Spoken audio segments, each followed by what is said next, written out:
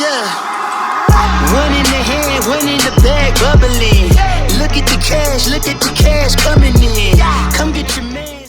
All right, yeah, let's do it. So we wanted to start off with a couple questions about your experience in the bubble so far. We know that you've been out with a hip pointer up to this point. Can you maybe talk about how the rehab process has been in the bubble, what's been different, how you've maybe had to alter any approaches that you would have normally taken? Yeah, it sucks being in a bubble, like being here and not being able to play, and you injured, So it's like I do my rehab, I go to practice, but mainly I got to make sure I test every day because we testing every single day. I got to make sure I test and I ice up, and I'm kind of like still isolated even more in my room, So it's been a little different being injured, but even the sidelines, being on the sideline is different. You have to wear a mask on if you're inactive the whole time. So it's just been an experience, I think, for everybody. But yeah, I think it really sucks if you hurt right now and have to be in a bubble. How are you feeling currently? How's the rehab going? I'll be candid. We're going to get to this later, but we are from Philly ourselves. We're big Sixers guys, so we're looking forward to getting you back out there. Definitely. No, I appreciate it. Yeah, no, everything's been going good. I think that it was smart of the league. The 3 scrimmages, we kind of got some rhythm going. I think it's been cool for the fans. We've had an opportunity to come in and really express like kind of what we're about. Each team is different. We've seen a lot of people wearing Black Lives Matter shirts or whatever teams, might have had their own shirts or own statements. So it's been a cool experience, but it's been a little weird. It's like the player lounges and then, we're walking past the Magic, we're walking past the Rock, we're walking past like Houston every single day, So it's like, it's a little weird. We're looking in there and you see all the guys in there and then we got to go out and compete every night. So it's different, we're definitely not used to it. So we saw that you actually said that the Sixers have the best lounge in the Grand Floridian. What are some of the things that the guys are doing in the lounge? How are the Sixers hanging out together down there? Yeah, they did a good job hooking us up, man. Our team did. We got an arcade in there. We got ping pong. We got we have game nights. Monopoly, Uno, all of that. Obviously Xbox, PlayStation. But I think we did it right. At least it's a place we can go and kind of hang out together. We also saw, you're a self-taught fisherman and a lot of guys are fishing down there. So what's it like fishing on campus? We've been wondering if all of the guys are catching the same fish down there, if there's enough fish for everyone to catch. Yeah, I don't think we got that. I'm not believing that we got that great a fisherman in the league. I think they might have stocked this lake. But no, I do. I love to fish. I've been in Indy, obviously from being from Indianapolis, being from Indiana. We fish all the time, but I actually haven't been out on the water. Today is an off day for us. So as soon as we get done, I might go out there, catch a boat out there, and see if I could catch some. But it's been looking like everybody catching the same fish. So I'm gonna have to go see for myself. We also wanted to learn a bit more just about kind of the camaraderie that you guys are building down there. I know there's a lot more time together than normally, obviously just based on the nature of the bubble. So I guess the first question, you mentioned having the ping pong setup. I know that in prior years, the Sixers have had ping pong tournaments in Philly. We've heard Coach Brown has some skills in that department. Who have you seen with the most skills on the table thus far? Yeah. My guy, Alec Burks, he'll surprise you. He's pretty good at ping pong. But we got some interesting teammates. Tobias, Kyle O'Quinn, they get into it in Monopoly. Al Horford, Matisse, they all play Monopoly heavy, Uno heavy. So it's like we very competitive in like anything we do. But it's been cool to spend that time. And then it's one restaurant open here besides like our lounges. And we've been at that restaurant almost like every night because we had a bunch of birthdays in July. So we had like 6 birthdays in July. So we went there for their birthday dinner. And like that just helped that chemistry, that team camaraderie, like you said, to just be around each other, and like get to know the guys even better. From my personal experience, me and Alec Burks, we came like right during like right before all of this happened. So we're kind of the new guys on the team. So to be able to spend some more time and like just that quality time with teammates and really get to know somebody, I think it makes a big difference on the court. Absolutely. And yeah, going back to the trade with you and Alec, we know there was some crazy travel accommodations involved, multiple, cross-country flights. Kind of just walk us through that process. And do you feel that going through that with Alec made it easier and kind of brought you two closer, being in it together? Yeah. No, when we got traded, it was crazy just because, so we played Brooklyn that night. We were still with the Warriors, and they didn't let us play. And then we're sitting in the locker room thinking that trade was going to go down. It didn't happen. Then we get on a plane to go back to San Fran, and, coach wakes me up. I'm asleep. Coach wakes me up, taps me on the knee like, yo, G, you just been traded. You're going to Philly. It's Philly. I'm like, okay, like, are you, then as soon as we land, I'm like, are you kidding me? Like, you got to go fly right back again across the country. But I got a couple of days in order to pack my stuff. But I think people don't see how immediate some of those things are, and all my family was on the East Coast. So it was like, I had to do most of that stuff by myself. Luckily, my agent and a little bit of help, but I didn't have, family or anything. You got to be out and be ready. So it's just a crazy route. But my dad told me that from being in the league, you always got to be prepared for something might happen, in this business, in this world. But, everything happens for a reason. It's working out for the best, and just to imagine times now, I don't think anybody would have guessed the league would have been like this, if you would have asked anybody. No, without a doubt. And like I said, being a Sixers fan, I'm sure is tough going through that, but we're super happy to have you and excited to get you back on the court. You mentioned some of the birthday parties. That's something that we were following along. We know it was, I think, 6 of them. You had Ben and Alec on the same day, Tobias, Mariel Shayok, Korkmaz, and Mike Scott. So we were curious. We saw some of the videos of the rookies singing happy birthday and things. Whose birthday party kind of turned up the most? We know Mike Scott likes the Hennessy, so. Well, they were all at that same restaurant, and I think that we all made sure we did a birthday shot or birthday wine, whatever you drink. So all of them were turned up, I think, and the team got red velvet cupcakes, so that was a hit for us to get. And it's crazy, like you get something as simple as that, but we in the bubble with the same foods, every day. So we got red velvet cupcakes for the first time. Like that was the best part of going to all 6 dinners. They're like, okay, keep this going. So Glenn, we see you're wearing the RA Foundation T-shirt. We know you recently started the RA Foundation, which stands for Angels Are Real Indeed. Could you tell us a little bit about the foundation and how you started it? Yeah. So I have a 2-year-old daughter named Ariana. We call her Ari for short. I'm just like, I wanted to leave a legacy and kind of create something to pass on to her.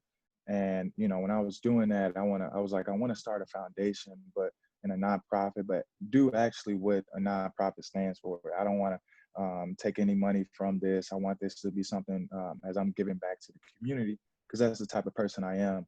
And our mission is to empower fathers and help fatherless families. So I've helped single mothers, for whatever reason that the father isn't there. We try to provide resources, how to put in a car seat, top 5 books to read, top 5 things to do during quarantine with your kids, and really give people and fathers information and a source to kind of just be their best at what they do, and as far as parenthood. So it's just something that I started. It's been a year and it's going great. And like I said, it stands for Angels Are Real Indeed. And we've had Steph Curry, Draymond Green, Andre Iguodala, obviously my Sixers teammates. So I try to get different perspectives so that we continue to empower all the fathers and parents out there. That's fantastic. It's been really exciting to see, what you've done in a relatively short period of time, and we're certainly excited to see where it goes from here. One thing we saw was that you're donating $22 for every point that you score this season. Can you talk about the significance of 22, and is this something you plan on doing in future seasons? Yeah, I got to get back from this injury so I can get a couple more buckets for the foundation. But yes, sir. I think that it's something that I just plan on doing. 22, my daughter was born March 22nd, and 22 is her number, and I wore it in Detroit. 40, I was drafted, so I always wear the 40 or number 22. So 22 is a significant number for us, and I'm just like, hey, it'd be cool to give back to the foundation, because I know also like our merch is 100% going back to the foundation. So like I said, I don't want to take any money and just contribute to helping other families and other people. And right now I got like 700 points, I think. So it's like 15 grand that's going to the foundation, and then the NBA will match it They match donations up to 20 grand from the players. So that'll be nice in order to give back to our foundation, and that'll be a big help. Absolutely. And yeah, you mentioned that the name comes from your daughter Ariana. We saw you mentioned that after getting out of quarantine, once arriving in the bubble, you spent some time collecting souvenirs from around the resort for her. You mentioned the Mickey Mouse Rice Krispie treats being a staple. We're curious what other goodies you've accumulated, and if we could even see anything that's being sent her way anytime soon. Yeah, I just sent off her package. But yeah, I had like the Minnie Mouse Rice Krispie treats. I went and found like the regular kind, then they had like chocolate covered kind. So hopefully it doesn't melt in the mail. I got that. I collected little things like when we went golfing as a team, like there was a yellow Mickey Mouse golf ball or something that stood out. So I snuck one of them, stole one of them, and put it in there. Like a Sixers, like our game towels. It has my number 40 like stitched in it and printed in it. So I sent that to her. I'm trying to think of anything else pretty cool. Just like I had a mock-up of Minnie Mouse illustration drawn for her that she'll be receiving in the mail. Don't tell her I said that. Just little things that just remind me of my daughter. And it's like, I want her to be on this journey with me too. And feel like, as she gets older, she's only 2, but hopefully it's a memory, that she look back and read or see, that I was thinking about her the whole way through. And, honestly, I came here for her. You start to sit down, we have different dinners and stuff, we can get into deeper conversations. And, I just see how many great fathers and great people that we have on our team. And it's cool to see that leadership that you don't always get to see. So, I think, like I said, this bubble has really given us that time to really get to know each other.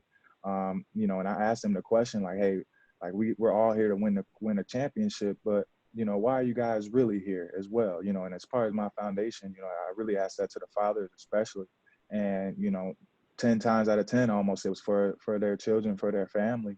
So it's interesting to see those perspectives, and what we do by empowering fathers is literally, you see in the Black communities, you see in any situation, if the dad is not involved in the life, education drops. The child is more likely not to go to college. The child is more likely to be abusive, and just different things, the poverty level, the hunger. So literally, by empowering fathers to be involved in their children's lives, is helping all of our communities and really helping our children. And that's why we're all here. Yeah, I mean, definitely a very powerful message to have. And, I figured during that time, it's something that you can really bond with your teammates about. And the teams that you've been on, has that been a common thing that, you think has brought a lot of the players together, bonding over fatherhood and shared experiences like that? Yeah. Anything that you do as a team, I think builds chemistry, whether that's all of us going to the bar, we all take a shot, or we all go bowling, we all go golfing, whatever it is. Like, I think you got to do as a team, you gain that chemistry and you gain that trust, and having side conversations. I had a side conversation with Ben. I'm like, hey, Ben, I run the floor. If you see me, and this is at the dinner table, if you see me, I'm going to just take off, throw it if it's open. If not, cool, I'll go get it. Like, it'll be my fault if I miss it. In that first scrimmage, second scrimmage, he threw it up, and I had a reverse dunk on somebody. And it's like, you gain those little trust, and you get conversations like that, And I think that if we take anything from this bubble, we can take that and try to excel as a team to win this thing. Hearing Joel and B say, we literally have the team, the makeup, he trusts in us that we can win a championship. He believes in all of us, but we maybe wouldn't have heard that from Joel himself. We might have seen it in a quote, but we wouldn't have heard that from Joel himself if it wasn't for this bubble. So just different things like that, it creates trust.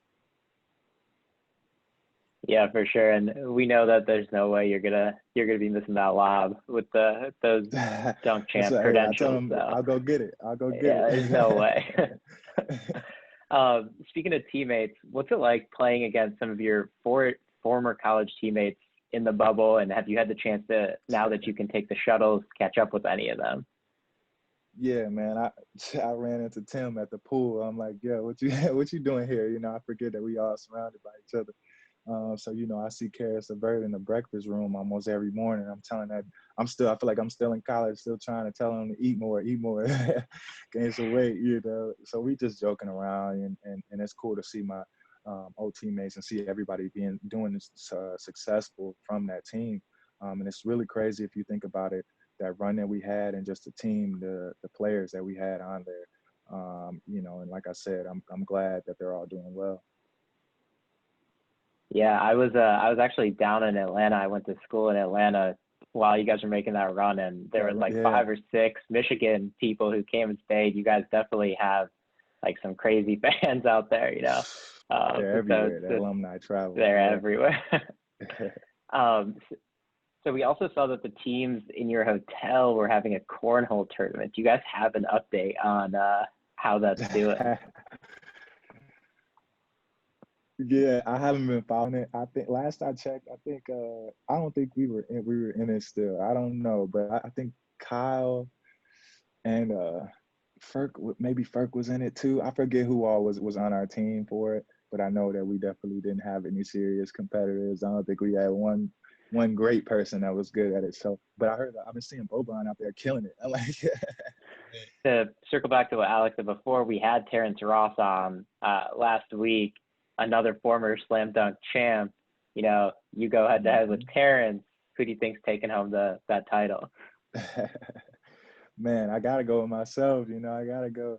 I'm a couple years younger than him. I say that. So hopefully, I still got my legs. But nah, T Ross can get up, man. I done seen him do some crazy things. So, but you know, it was crazy going back to that dunk contest. I had never jumped over anybody, and you know, I actually from Team Flight Brothers, Chuck, he was kind of like my dunk coach and taught me literally how to jump over somebody, to get your steps right, you know, to jump over 2 people. You know, I never thought I could do something like that. And I learned it in probably like 2 weeks, you know, and I'm usually a fast learner at things, but that was crazy to me to see, you know, kind of that payoff and that dream of mine be fulfilled. So I just think that was like God, that situation. Cause it was Derek Jones Jr. It was Aaron Gordon. He was supposed to come back and win it. Me and DeAndre Jordan, you know, and Derek Jones, out of all of us, he got the most bounce. He can jump the highest. You know, everybody. You seen his head at the rim the other day on that foul.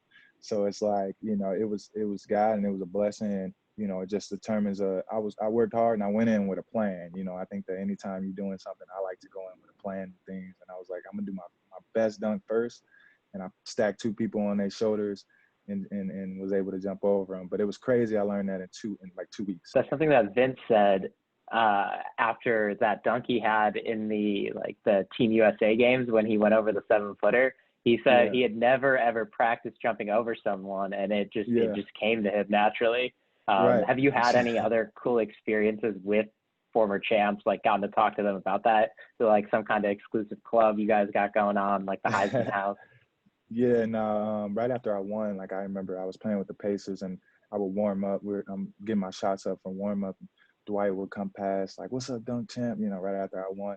But the coolest one was Ice Cube said it to me when we played at the Garden, and then also Vince actually. It was half court. We were about to warm up layup lines, and he came up to me. He was like, "Hey, you won that fair and square. Like, you know, congrats. I'm happy for you." He was like, you know, because Aaron was supposed to win that year. Everything, you know, happened, and people didn't want to see me win.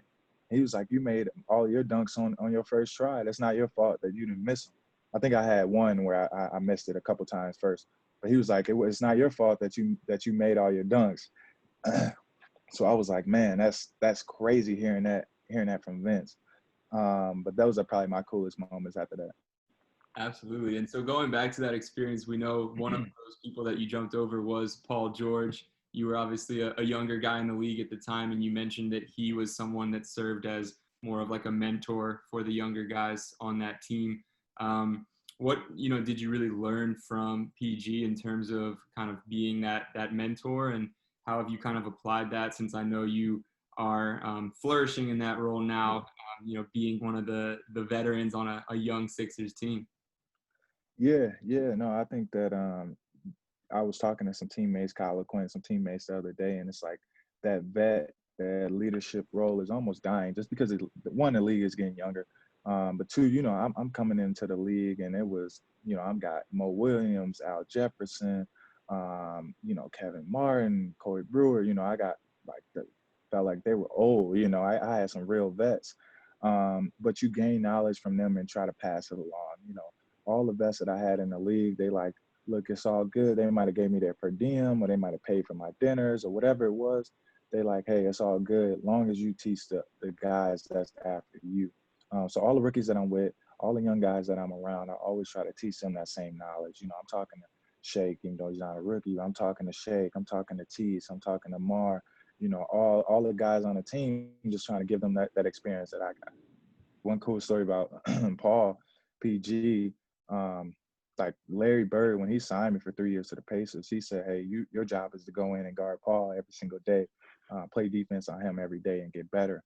And I came in and we used to go at it and open gyms. And Frank Vogel actually told me that, he thought I was the best player. I was the best player some days in the gym. Obviously PG being there, he was, but it was some days that I had to play so high and I got so much better. I had to play at that high level that he was on every day, or he was coming at me and embarrassing me. So that really grew me as a player. And that's why I have so much respect for Paul. And every time I see him, he always say the same thing. Third, he called me third. And I hear him from anywhere. I was walking down the hall the other day and he's like, what up, third? He just say third out of nowhere. So that's my guy. But I learned a lot from Paul and I just got a lot of respect for him. Well, it's good to know if the Sixers end up seeing the Clippers in the championship, that you've got some insights on Paul George and maybe how to defend him.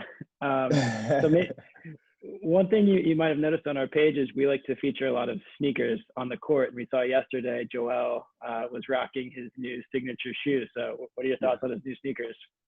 Man, my thoughts on the sneakers, I like them. But I like Steph Curry's post yesterday. It was hilarious. I thought that his Maka Joel was funny. It was pretty on point. I know JoJo gonna get a good laugh at that. But no, I'm happy for him. It's not too many people. It's not too many big men that get their own signature shoe with a major company, and I'm excited for him. JoJo's a great guy. My rookie year, I got cut from Minnesota, and Philly picked me up the last 20 games of the season.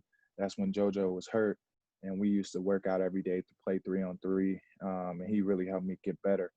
So I got a lot of love, a lot of respect for Joe, and knowing him from 6 years and seeing him grow, not just as a player, but like mentally, physically, has been crazy. I see where he's at now, and coming in when we just playing 3-on-3 and he's trying to get through rehab. It's crazy. It's night and day, but I always knew that he was going to be like that. He came in first day with that pump fake, and he got crossover behind the back to like a pull-up hezzy 3. And I'm like, yo, like a big not supposed to be doing this. And I seen this like when he was first coming in. So to see how much success he's having, to see him now with a signature shoe, I told him it's special. Like that's very, very special, and that's a blessing, So great players do great things, and I'm excited for that for him. I know we're running a little low on time, and we want to make sure you can get out there and snag some of those fish and all. One final question. We'd be remiss, as basketball fans, and I'm actually from Lower Merion, PA originally, so is someone that's close to me. I know you kind of had an existing relationship with Kobe to a certain extent, so we just wanted to see if you had any kind of lasting memories or stories that first come to mind when you think back on your times with him. Yeah. I mean, a couple things. I was playing with the Pacers his last year where he came in, and it looked like he was just playing so effortlessly in his last year, and I'm actually guarding him, and he backed me down. His signature, like shimmy, turn around, shot, and he airballs. And then we're running back down the court. And I've told this story a couple times, but we were running back down the court, and I'm like, yo, I'm gonna tell my kids I made you airball. He's like, he looked at me and he's like, make sure you tell him it was in my last year. I did nothing but laugh, and I tried to come back down, hit him with a move, because I made him airball. Obviously, if you make somebody airball, you're trying to come back down and hit a shot. You're feeling confident, you're feeling good. and I was so excited. I hit him with the move and that he airball.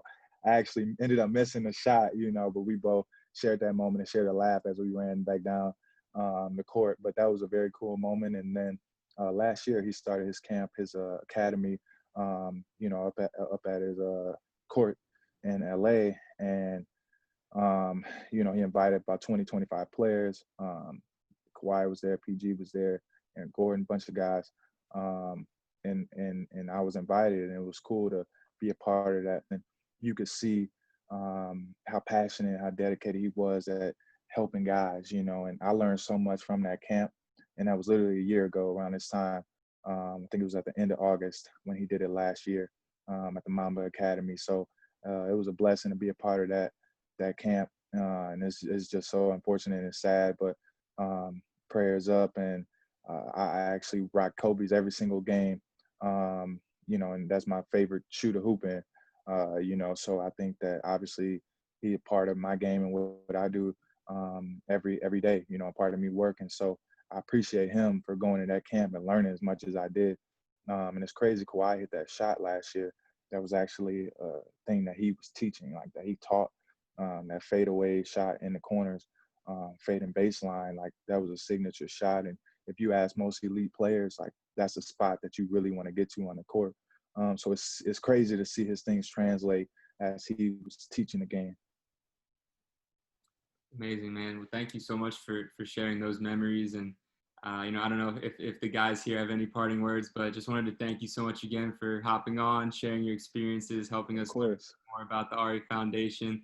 Like I said, we're excited to see you back out there on the floor with the Sixers, catching those lobs and everything. And exactly. We're excited to see, Ariana's reaction when she gets those goodies. Would love to see if you guys, post anything. Yeah. Look forward to it. Definitely will. I appreciate y'all. Thank you so much. Thanks, Glenn. Couldn't thank you enough for your time thank today. you. So Of course. best of luck this season, and can't wait to see you back out there. Thank you. Yeah, we'll do it again soon before I leave here. No doubt. Let's do it, man. We'll be in touch. Okay. All right, man. Be well. Thanks. Yes, sir. Talk soon.